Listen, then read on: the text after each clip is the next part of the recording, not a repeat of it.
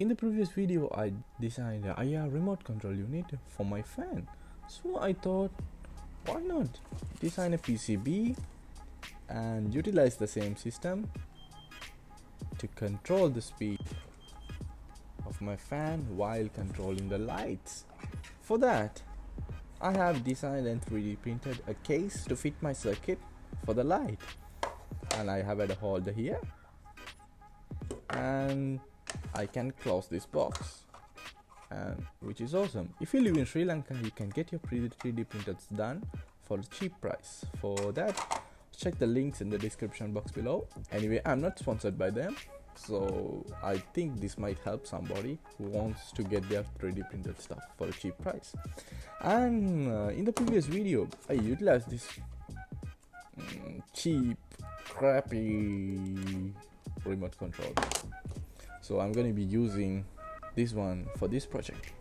So new code and new PCB links and all the stuff you can find in the description box below. Without any further ado, let's jump straight into the project.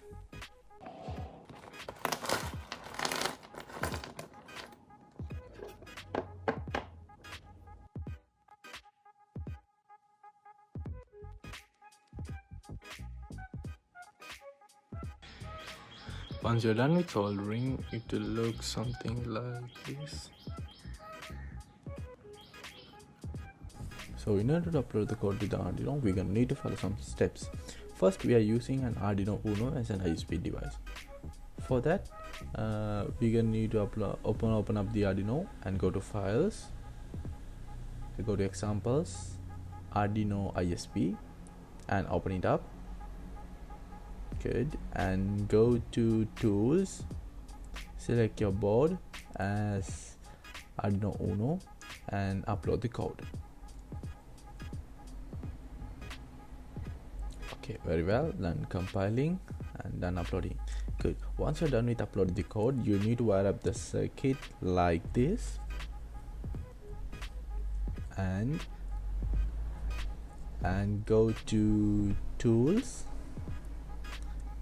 select your board as Atmega 8.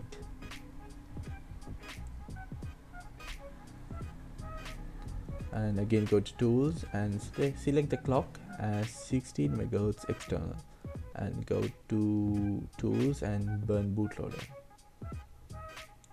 Okay, done burning bootloader. Once you're done with the burning bootloader, now you can upload the code. Now Arduino is ready to, now your Atmega 8 controller is ready to get the code.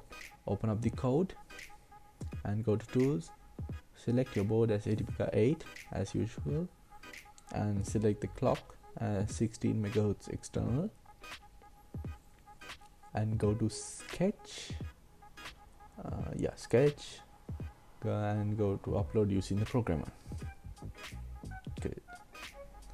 Uploading. Good. Once you're done with upload the code, your code is inside the Atmega 8 controller. Now you can just plug your controller to the PCB and you're ready to go. So once you're done with the circuit PCB part, you can assemble everything inside the plastic enclosure, and let's have a test run.